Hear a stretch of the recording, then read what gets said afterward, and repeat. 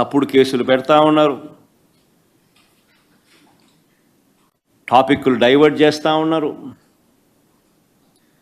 ఈ తప్పుడు కేసుల సాంప్రదాయాన్ని మరింతగా కొనసాగిస్తూ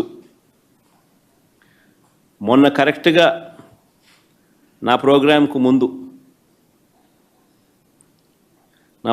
ముందు రోజున టాపిక్ డైవర్ట్ చేసేందుకు ఉపయోగపడుతుందనే ఉద్దేశం కూడా ఒక కారణం. రెండో కారణం,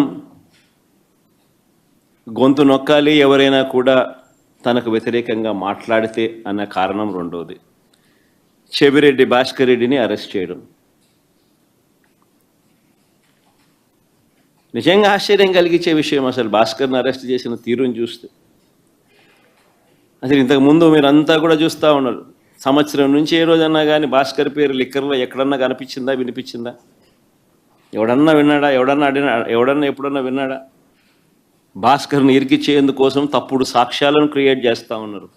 ఆశ్చర్యం కలిగించే విషయం ఏంటంటే, భాస్కర్ గన్మెన్ను అంటే పోలీస్ కానిస్టేబుల్ను పిలిచి భాస్కర్కు వ్యతిరేకంగా లిక్కర్ స్కామ్ ఏదో ఉంది అని, ఆ లిక్కర్ స్కామ్లో తాను ఏదో ఇన్వాల్వ్ అయి ఉన్నాడని, ఆ లిక్కర్ స్కామ్లో తాను డబ్బులు ఏదో ఉన్నాయని కానిస్టేబుల్తో స్టేట్మెంట్ ఇప్పించుకునే ప్రయత్నం చేస్తే, ఇలాంటి తప్పుడు స్టేట్మెంట్లు నేను ఇయ్యలేను అన్నందుకు తనను కొట్టి చిత్రహింసలకు లోను చేస్తే, ఆ దెబ్బలు తిన్న కానిస్టేబుల్, సిట్టింగ్ కానిస్టేబుల్, డ్యూటీలో ఉన్న సిట్టింగ్ కానిస్టేబుల్, దెబ్బతిన్న కానిస్టేబుల్ ఏకంగా వీడియో తీసి తనకు తగిలిన దెబ్బలన్నీ చూపిస్తూ, ఆ దెబ్బలను డిస్ప్లే చేస్తూ, జరిగిన సంఘటన తాను చెబుతూ డీజీపీకి లేఖ రాసి గవర్నర్కు, ప్రెసిడెంట్ ఆఫ్ ఇండియాకు లేఖలు పంపించినాడు.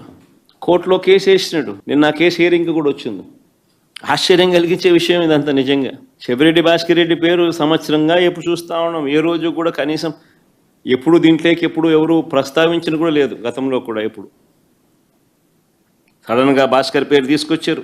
షేర్ చేయండి, లైక్ చేయండి, సబ్స్క్రైబ్ చేయండి. మరిన్ని వీడియోల కోసం బెల్ సింబల్ పై క్లిక్ చేయండి.